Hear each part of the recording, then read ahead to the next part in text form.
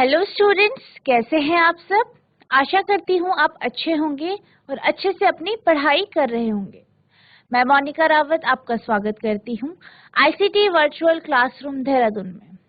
बच्चों, जैसे कि आप जानते हैं, आज हम क्लास 12th का जो आपका ऑल्टरनेटिंग करंट चैप्टर है उसको ही कंटिन्यू करेंगे। तो अब हम चलते हैं अपने स्मार्ट बोर्ड की तरफ। तो बच्चों, हमने लास्ट लेक्चर में पढ़ा था AC voltage applied to a resistor.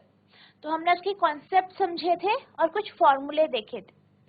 हमने पूरा डेरिवेशन किया था जिसमें आपने V की वैल्यू निकाली थी, I की वैल्यू निकाली थी और आपकी RMS वोल्टेज और RMS करंट की वैल्यू भी आपने देखी थी।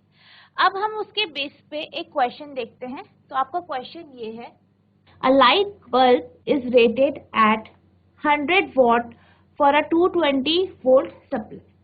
यानी एक विद्युत बल्ब 220 वोल्ट आपूर्ति पर 100 वोल्ट शक्ति देने के लिए बनाया गया है। यानी आपके पास एक बल्ब है जो 100 वॉट का है, ठीक है। 100 वॉट वो आपको रोशनी जो देता है, शक्ति देता है, कितनी सप्लाई में, 220 वोल्ट की आपकी सप्लाई में वो 100 वॉट आपको पावर देते, ठीक है, यानी शक्ति देते। हमें क्या फाइंड करना है, find A the resistance of the bulb, यानी आपको बल्ब का प्रतिरोध निकालना है। Be the peak voltage of the source, यानी स्रोत की शिखर वोल्टता। पीक वोल्टेज मतलब शिखर वोल्टता, यानी जो सबसे ज्यादा वोल्टेज है वो निकालनी है। A1, ठीक है, and the RMS current through the bulb, यानी बल्ब से प्रवाहित होने वाली RMS धारा ज्ञात करनी है, यानी आपको IRMS फाइंड करना। तो आपको ये क्वेश्चन करना है। सबसे पहले हम इस क्वेश्चन में जो जो चीजें दी गई है, जो जो इंफॉर्मेशन आपको दी गई है, उसको हम लिखेंगे। तो सबसे पहले आपके पास क्या है, P की वैल्यू, यानी जिसे आप पावर बोलते हैं, ठीक है। ये आपको 100 वॉट दिया गया है। दूसरा, आपको वोल्टेज यानी V या वोल्टता जिसे आप कहते हैं, वो दी गई है 220 वोल्ट। नेक्स्ट आपको क्या निकालना है, सबसे पहले आपको रेजिस्टेंस निकालना है, ठीक है, आपको रेजिस्टेंस निकालना है। हम ये जानते हैं कि जो आपका पावर होता है वो बराबर होता है V स्क्वायर R के, ठीक है, वो किसके बराबर होता है, V स्क्वायर R के। अब आप क्या करेंगे, आपको इसमें क्या निकालना है, रेजिस्टेंस निकालना है, यानी आपको R की वैल्यू निकालनी है। तो आप इसे इस तरीके से लिख देंगे, ठीक है बच्चों, आप इसको इस तरीके से लिख देंगे। अब आप क्या करेंगे, R की वैल्यू निकालनी है आपको, V की वैल्यू आपकी 220 वोल्ट, इसका स्क्वायर कर देंगे। पावर कितना दिया गया है आपको, पावर है आपका 100 वॉट, इसको आप इस तरीके से, तो आपका जो रेजिस्टेंस आएगा वो आएगा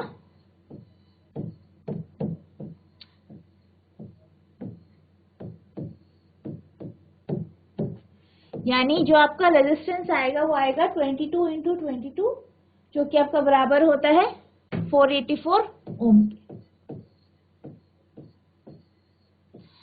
तो ये आपका रेजिस्टेंस, जो आपकी रेजिस्टेंस की वैल्यू है, यानी जो आपका पार्ट ए है, वो आप इस तरीके से करेंगे। इस तरीके से आप अपने R या फिर जिसमें रेजिस्टेंस बोला गया है कि बल्ब का रेजिस्टेंस यानी प्रतिरोध कितना होगा, वो आप इस तरीके से इसकी वैल्यू या इसका मान निकालेंगे। अब हमारे पास सेकंड है पीक वोल्टेज, ठीक है, आपको क्या निकालनी है, V मैक्सिमम की वैल्यू निकालनी, यानी पीक वोल्टेज की आपको वैल्यू निकालनी। तो जो आपका पीक वैल्यू होती है, पीक वोल्टेज की जो वैल्यू होती है, उसे आप Vm से डिनोट करते हो, ठीक है, उसे आप किससे डिनोट करते हो, Vm से डिनोट करते हो। और जो पीक वोल्टेज होता है उसकी वैल्यू आपकी √2V होती है। ठीक है, √2V होती है। तो आप इसे इस तरीके से लिखेंगे, √2 इंटू 100। तो आप इसकी वैल्यू इस तरीके से लिखेंगे और इसके बाद आपका जो √2 है उसकी वैल्यू होती है 1.414। ठीक है, आपके √2 की वैल्यू होती है 1.414 इंटू आप करेंगे 100। ठीक है, आप इस तरीके से, एक मिनट, आपका वोल्टेज है 220। सो आप क्या करेंगे, वोल्ट की वैल्यू जो वोल्टेज है V है, जो आपकी V है, P की वैल्यू 100 थी, V की वैल्यू आपकी 220 है। ठीक है, तो यहाँ पे आप 220 लिख देंगे। तो आपके पास जो वैल्यू आएगी फाइनल वो आएगी 311 वोल्ट। यानी जो आपकी वोल्टेज है V की जो वैल्यू है वो कितनी है, 220 है। आप 220 को मल्टीप्लाई करोगे 1.414 से, यानी √2 की वैल्यू से, तो आपके पास जो फाइनल वैल्यू आएगी वो 311 वोल्ट आए। आई होप आपको ये समझ में आया होगा।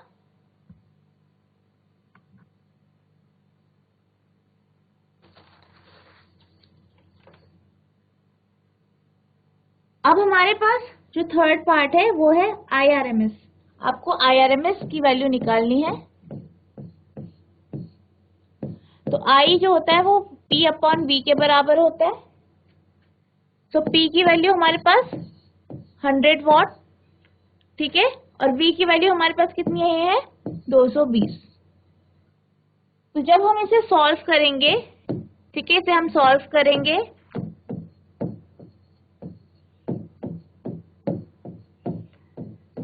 तो हमारे पास जो फाइनल आंसर आएगा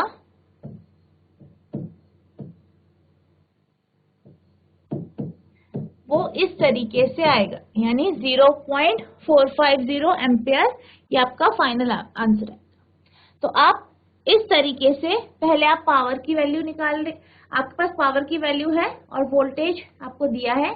तो आप सबसे पहले आपसे रेजिस्टेंस पूछा गया है, तो आप P = V²R इस फॉर्मूला का यूज करके आप R की यानी रेजिस्टेंस की या प्रतिरोध की जो मान है उसकी वैल्यू है वो निकालेंगे। फिर आप ये जानते हैं, आपने ये पढ़ा है कि जो V मैक्सिमम होता है, यानी आपकी मैक्सिमम वोल्टेज या पीक वोल्टेज जो होती है उसकी वैल्यू Vm = √2V होती है। तो उसमें आप V की वैल्यू लगा के आप इस तरीके से आप मैक्सिमम वोल्टेज निकालेंगे, यानी शिखर वोल्टता निकालेंगे।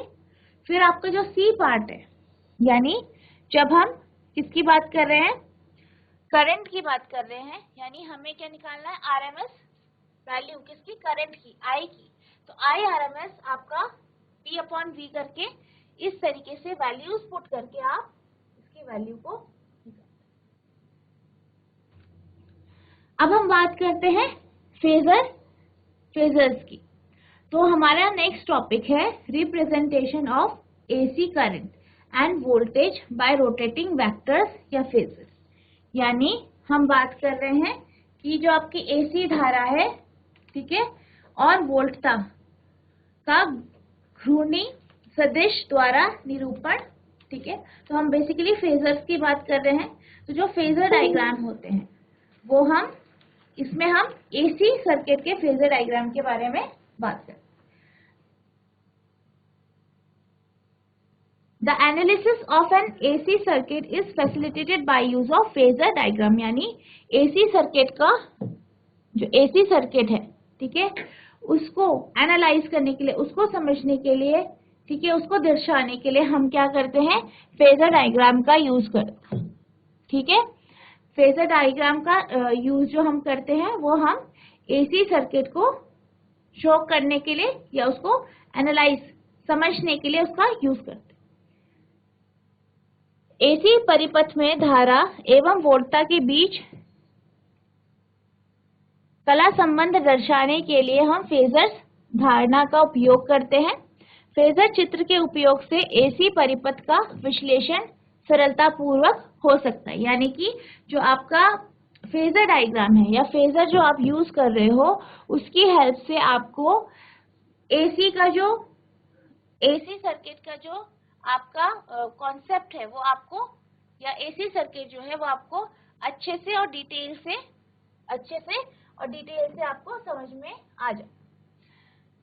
A phasor is a vector which rotates about origin with angular speed omega।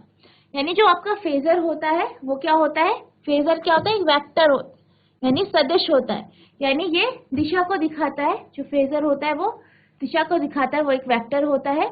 वो ओरिजिन के अबाउट रोटेट करता है, यानी ओरिजिन में वो घूमता है ओमेगा की स्पीड से। ओमेगा क्या है, आपका एंगुलर स्पीड है, उसकी स्पीड से वो घूमता है। जैसे कि आप ये देख सकते हैं, जो आपका ए है वो फेजर डायग्राम है और जो आपका बी है वो ग्राफ है। तो आप यहाँ पे देख सकते हैं कि जो आप फेजर डायग्राम होता है वो बी यानी जो आपकी वोल्टेज यानी वोल्टता और आई यानी करंट या धारा उसको शो करता है, उसकी पीक वैल्यू को शो करता है। और जो हम फेज की बात कर रहे हैं, फेजर की बात करते हैं, आप यहाँ पे देख सकते हैं कि ये क्या है, आपकी ये आपका वेक्टर है, यानी ये आपका फेजर है। तो जो ये आपका फेजर है, ये जो पॉइंटर है ये मूव करता है और इसके मूवमेंट के अकॉर्डिंग आपका ग्राफ प्लॉट होता है। और जो ये आपका फेजर है, आपने ये पढ़ा है कि ये ओमेगा की स्पीड से, ठीक है, किसी टाइम इंटरवल में ओमेगा की स्पीड से मूव करता है। और जैसे जैसे ये मूव करता है ये हमें करंट यानी आई और आपका जो वोल्टेज होता है V उसकी मैक्सिमम वैल्यू को भी शो करता है। या हम ये कह सकते हैं, इससे हमें किसी भी एसी सर्किट है उसका जो ग्राफ होता है या उसका जो कंसेप्ट है, ठीक है, उसका जो कंसेप्ट है, ग्राफ है, उसको समझने में हमें हेल्प मिलती है। तो आप ये जानते हैं कि हमने ये पढ़ा है, जो आपका V होता है V equals to Vm sine omega T होता है। और हमने ये भी पढ़ा है कि I यानी current Im sine omega T होता है। यहाँ पे Vm और Im आपकी मैक्सिमम वैल्यू होती है, वोल्टेज यानी जो आपका V है वोल्टेज की, और करंट I। और जो साइन है, साइन ओमेगा टी आपको शो करता है कि कितना फेज है, मतलब कितने फेज में वो मूव कर रहा है, या कितने फेजर, वो आपको फेज का डिफरेंस बताता है कि फेज कितना है। और जो साइन है, जैसे कि आप जानते हैं कि जो आपका एसी होता है यानी ऑल्टरनेट करंट होता है, वो क्या होता है, एक साइनसोडियल वेव होती है। क्या होती है, साइनोसोडियल वेव, ठीक है, यानी साइन फंक्शन के अकॉर्डिंग वो वेव का जो ग्राफ होता है वो अकॉर्डिंग टू साइन फंक्शन चलता है, जैसे कि आप बी में देखते हैं। तो जैसे जैसे आपका जो ये फेज है यानी आई और वी का जो फेज है वो मूव करता है, वैसे वैसे आपको मैक्सिमम वैल्यू का पता चलता है। और आपको ये पता चलता है कि जो आपका करंट है या जो एसी है, इस डायग्राम में जो एसी है उसका जो ग्राफ है वो किस तरीके से। तो हमने ये पिछले लेक्चर में ये समझा था कि जो आपका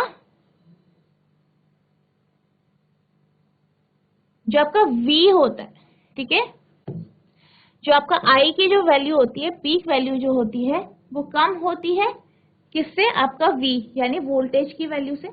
तो हमने ये पिछली क्लास में समझा था कि किस तरीके से जो आपका ग्राफ होता है वो V का इस तरीके से चलता है, और जो आपका I है यानी जो करंट है उसका ग्राफ कुछ इस तरीके से आपका बनाया जाता है। और आपने ये भी समझा था कि जो I की मैक्सिमम वैल्यू होती है वो कम होती है V की मैक्सिमम वैल्यू से। अब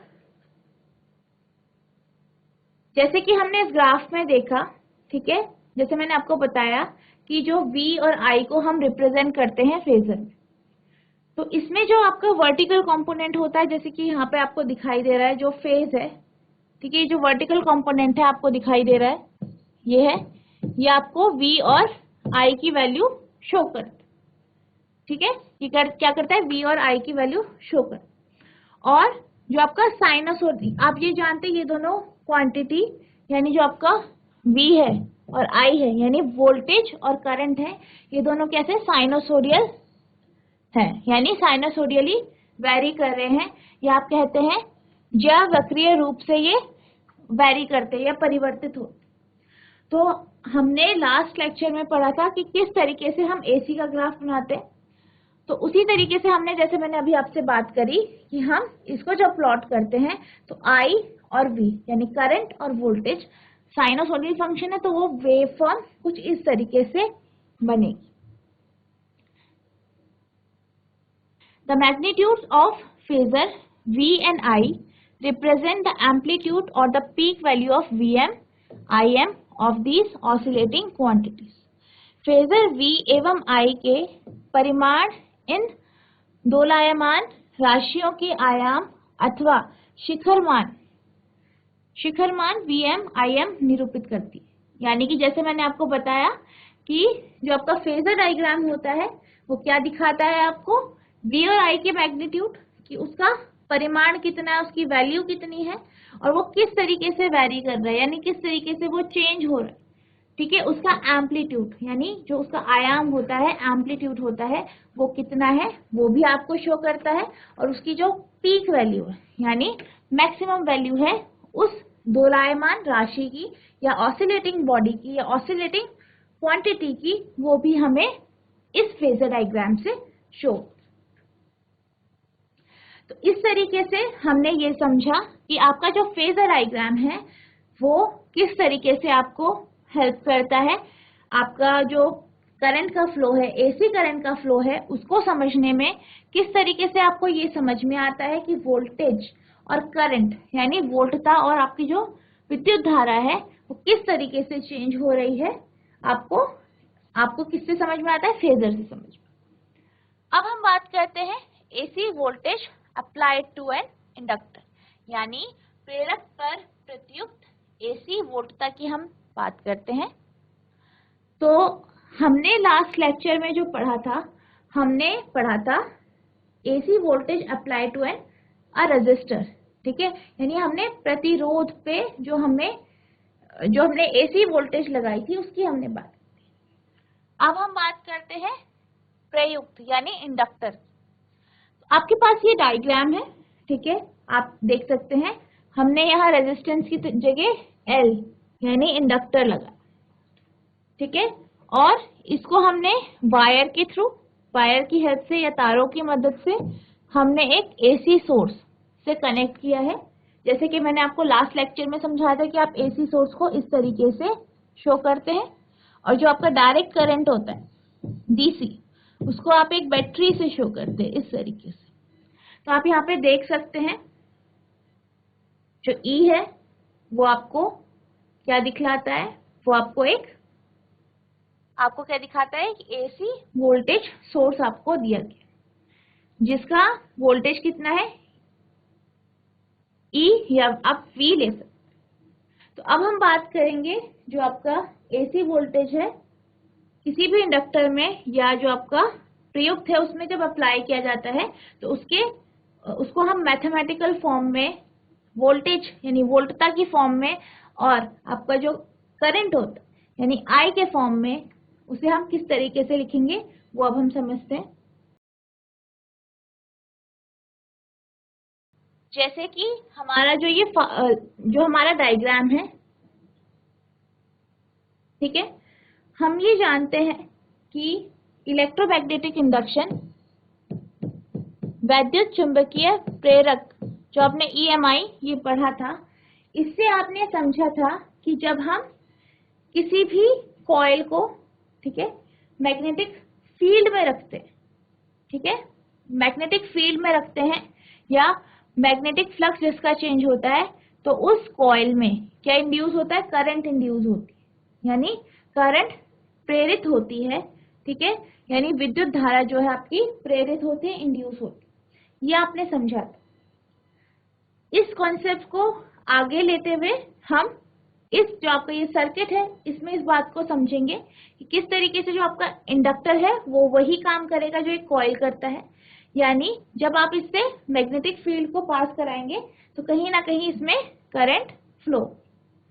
अगर हम बात करें इस सर्किट की तो इसमें जो आपका E है, यानी जो आपका इसमें आपने AC वोल्टेज दी है उसकी जो वोल्टता है या V है उसे हम इस तरीके से शो करेंगे, V equals to Vm sine omega.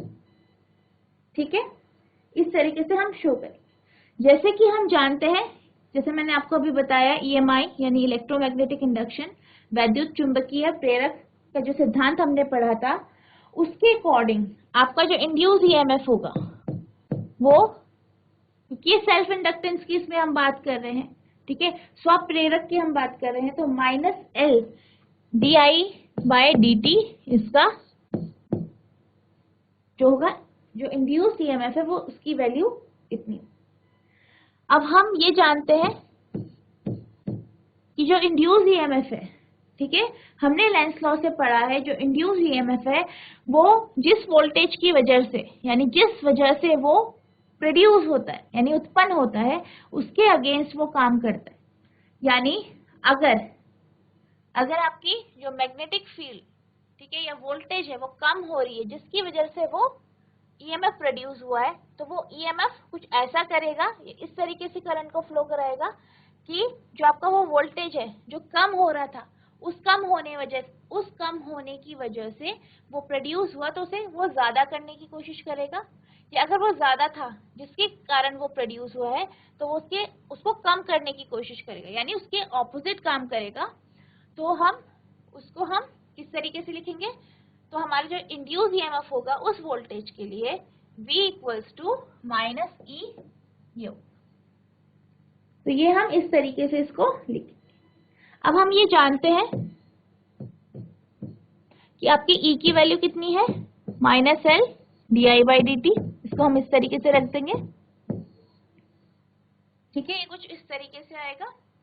अब जो आपके V है यानी वोल्टेज है उसकी वैल्यू L di/dt इस तरीके से आ जाएगी।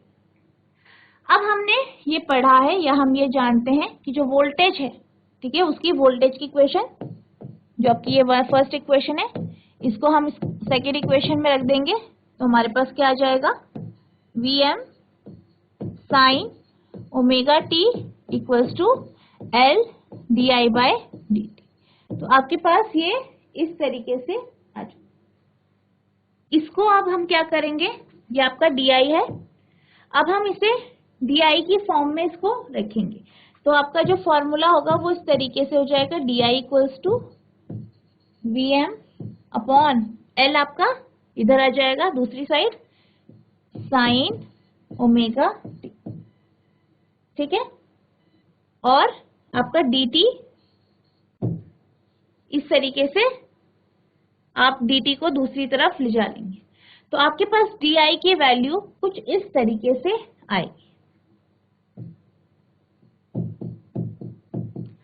अब हम क्या करेंगे, हमें करंट की वैल्यू चाहिए, यहाँ पे तो हमें di की वैल्यू पता है, हमें I की वैल्यू चाहिए, तो हम क्या करेंगे, इसे इंटीग्रेट कर देंगे, ठीक है, यानी इसका समाकलन कर देंगे।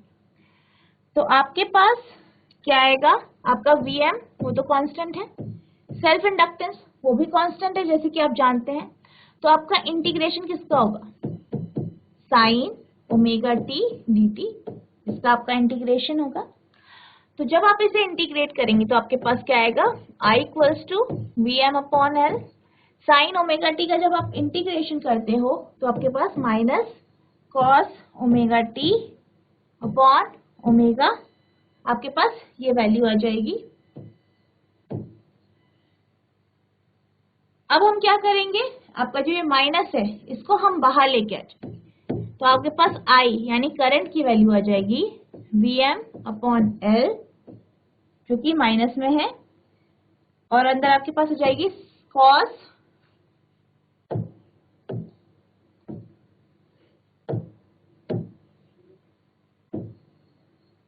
Omega T upon omega. अब अगर हम ये जानते हैं कि जो आपका आई है और वी है दोनों क्या है, साइनसोडियल फंक्शन, और आप ये जानते हैं कि एसी जो होता है वो साइन फंक्शन या ज्या फंक्शन जो है, ज्या वक्र है, उसमें आपका वैरी करता है। तो हम क्या करेंगे, आई को हम साइन की फॉर्म में से लिखेंगे क्योंकि ये करंट जो है आपका साइन की फॉर्म में ही होता है। तो I equals to minus V M L. आप ये जानते हैं कि जो आपका कॉस थीटा होता है उसको अगर आपको साइन में कन्वर्ट करना हो तो वो आपका क्या हो जाता है, sine pi by 2 minus theta. यानी ये जो होगा ये आपका इस तरीके से कन्वर्ट हो जाएगा, sine pi by 2 minus omega T. तो जो आपका ये फॉर्मूला है ये इस तरीके से sine pi by 2 minus omega T इस तरीके से आपका कन्वर्ट हो जाएगा और आप ओमेगा को बाहर ले लें। अब हम ये जानते हैं, हमें ये पता है कि साइन माइनस थीटा जो होता है वो आपका वो कितना होता है, माइनस साइन थीटा होता है, इसके बराबर होता है। तो हम क्या करेंगे, जो आपकी माइनस की वैल्यू है उसे अंदर लेके आ जाएंगे, यानी ब्रैकेट में लेके आ जाएंगे।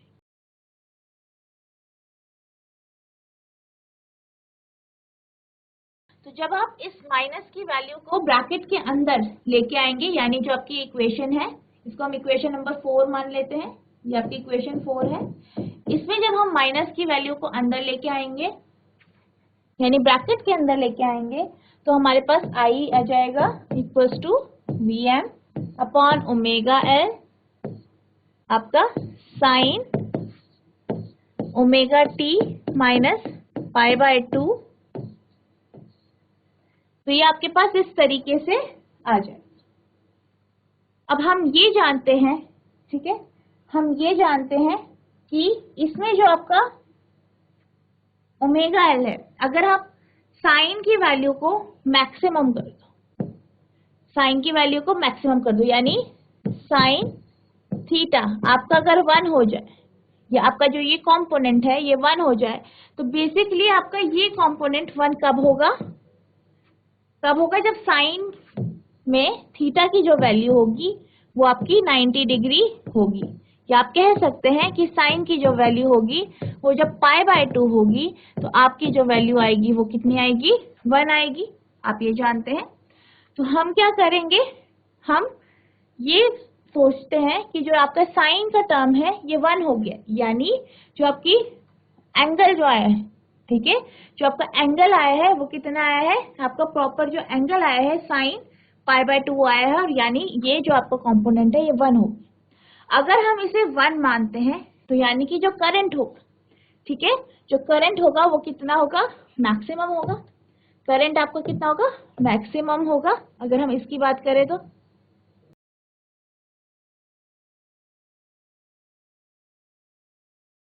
आपका करंट कितना होगा, मैक्सिमम होगा, यानी आई मैक्सिमम यानी M equals to V M upon omega. तो इससे हमें ये पता चलता है कि अगर हम साइन को 1 रख दें यहाँ पे, ये पूरा हमारा मैक्सिमम हो जाए, एंगल मैक्सिमम हो जाए, तो इससे हमें ये पता चलता है कि जो ये टर्म है ओमेगा एल है ये कुछ रेजिस्टेंस की तरह अपेयर करता है। यानी जैसे कि हमारा ओम्स लॉ में आपका V equals to I R होता है, ठीक है, आर क्या होता है, आपका रेजिस्टेंस होता है। अगर आप आई की टर्म्स में लिखो तो ये कुछ इस तरीके से होता है, तो यहाँ पे भी ये कुछ रेजिस्टेंस की तरह अपेयर होता है। तो जो आपकी ये ओमेगा एल वैल्यू है इसको हम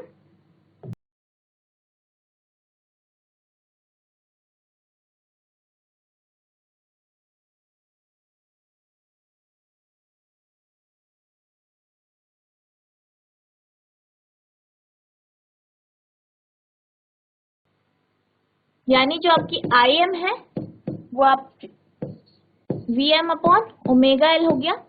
तो ये आपको, जैसे कि अभी मैंने आपको समझाया कि ये आपको कैसे लग रहा है, ऐसा पेयर हो रहा है कि कुछ रेजिस्टेंस की तरह, यानी ओमेगा एल क्या है, रेजिस्टेंस।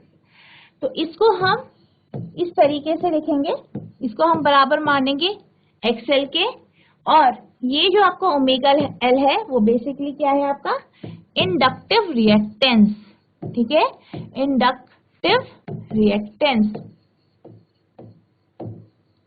यानी जो ये आपका ओमेगा एल है वो इंडक्टिव रिएक्टेंस है जो कि आपका किसकी तरह एक्ट कर रहा है, जैसे कि एक रेजिस्टेंस। तो इससे हमें ये पता चला कि जो आपका ओमेगा एल होता है वो एक्सएल, आप उसे एक्सएल की तरह लिख सकते हो, और ये क्या है इंडक्टिव रिएक्टेंस। अगर हम बात करें, हमारे पास दो इक्वेशन आ गई, आपकी एक इक्वेशन ये आई है, ठीक है, और एक इक्वेशन आपकी फर्स्ट ये आई, आपके पास दो इक्वेशन आई। तो ये दो इक्वेशन अगर आप लिखते हैं, ठीक है, आपके पास क्या क्या आया, v equals to Vm sine omega T, और जो आपके पास I की वैल्यू आई वो I मैक्सिमम, ठीक है, ये आई। तो आपका जो इक्वेशन है, ठीक है, ये जो आपका इक्वेशन है 5, ये आपका कन्वर्ट हो जाएगा Im sine omega T minus pi by 2। तो जब आप इन दोनों इक्वेशन को देखते हैं, यानी वोल्टता यानी वोल्टेज और करंट के बीच का फेज देखते हैं, तो इन दोनों के बीच का फेज डिफरेंस कितना आया है आपका, जिसे आप 5 से डिनोट करते हैं, वो आपका पाई बाय 2 आया। इसका मतलब है जो आपका करंट है वो पाई बाय 2 फेज पीछे चल रहा है आपके V से, यानी वोल्टेज से, यानी जो करंट है वो पाई बाय 2 फेज पीछे है या लैग कर रहा है, पीछे है, और जो आपका वोल्टेज है वो I से पाई बाय 2 जो फेज है वो आगे। तो इसका जो ग्राफ बनेगा, इसका ग्राफ जो आपका बनेगा वो बेसिकली इस तरीके से बनेगा। पहले हम इसके फेजर डायग्राम की बात कर लेते हैं, जो आपको यहाँ पे फिगर ए में दिखाई दे रहा है। आपका ये क्या है, वोल्टेज है, ये पॉइंटर आपका वोल्टेज है, ये फेज आपका वोल्टेज है, जो कि ओमेगा T1 से शो किया, ठीक है, ओमेगा T1 से आपको शो किया। अगर हम बात करें करंट, यानी हम बात करते हैं I की करंट, जैसे कि हम जानते हैं ये आपका पाई बाय 2 फेज पीछे, ठीक है, यानी कि ये यहाँ पे लाई करेगा, ठीक है, और ये जो पूरा एंगल होगा ये आपका 90 डिग्री है पाई बाय 2 का, इस तरीके से, ठीक है। तो आपका जो फेजर डायग्राम है वो कुछ इस तरीके से बनेगा, और आप ये जानते हैं फेज डिफरेंस कितने का है, माइनस का है, तो ये आपका माइनस पाई बाय 2 हो। हमने इसे इसलिए लिया है इस तरीके से क्योंकि हम ये जानते हैं कि जो आपके एंगल्स बनते हैं वो हमेशा कैसे बनते हैं, एंटी क्लॉकवाइज डायरेक्शन में बनते हैं, लेकिन यहाँ पे जो फेज डिफरेंस है वो माइनस पाई बाय 2 का है। इस कारण जो आपका I है यानी करंट है वो इस फोर्थ क्वाड्रेंट में यहाँ पे हमने लिया है।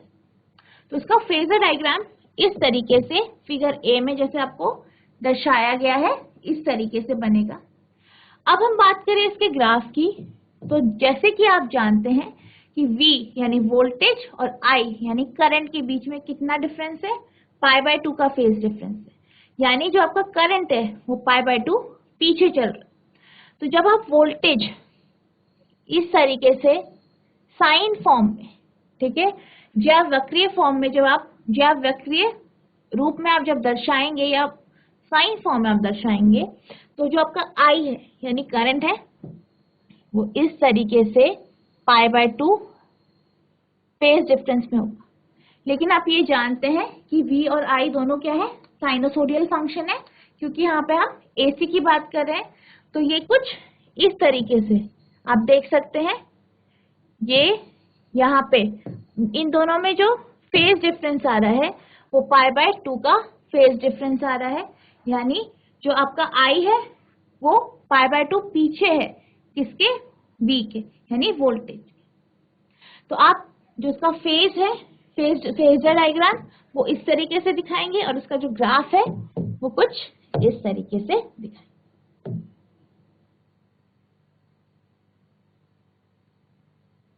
अब हम बात करते हैं पावर की।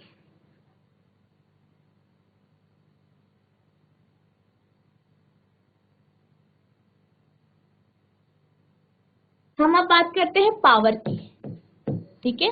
हम पावर की बात करते हैं, ठीक है। अगर हम पावर यानी शक्ति की बात करते हैं, इसमें PL जिसे हम इंडक्टेंस की पावर की बात करते हैं, तो इसे हम आप जानते हैं इस तरीके से लिखते हैं I इंटू वी, ठीक है।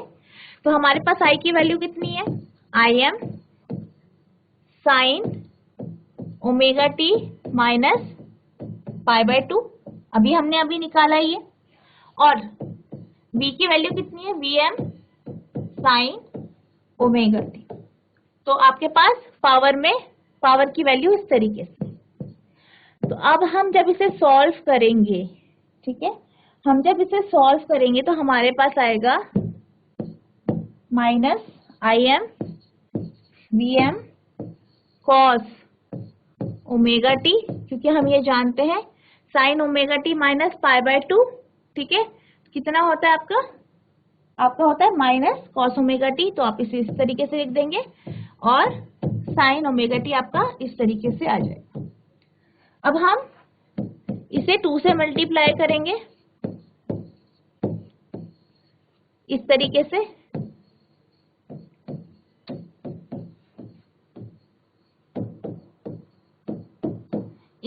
हम इसे 2 से मल्टीप्लाई करेंगे और डिवाइड करेंगे।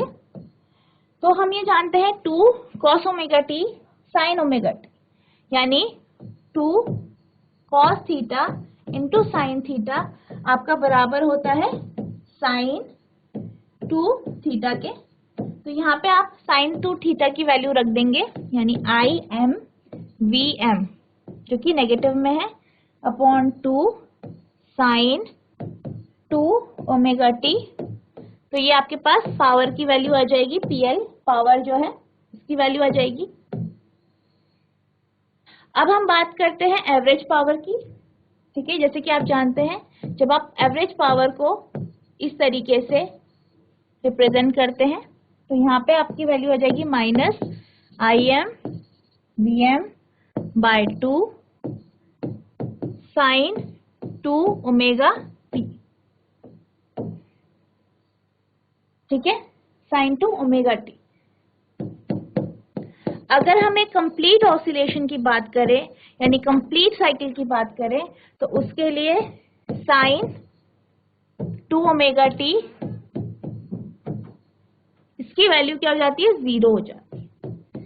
तो हमारे पास एवरेज पावर जो आता है इसका 0 आता है, किसके लिए, आपका कंप्लीट साइकिल। आई होप आपको ये कॉन्सेप्ट समझ में आया होगा।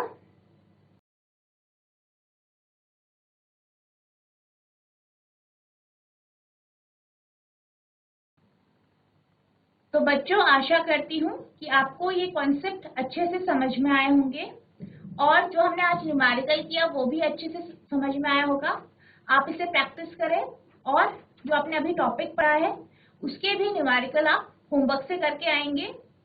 तो बच्चों आज के लिए इतना ही, मिलते हैं अब नेक्स्ट सेशन में। तब तक के लिए thank you and have a nice day.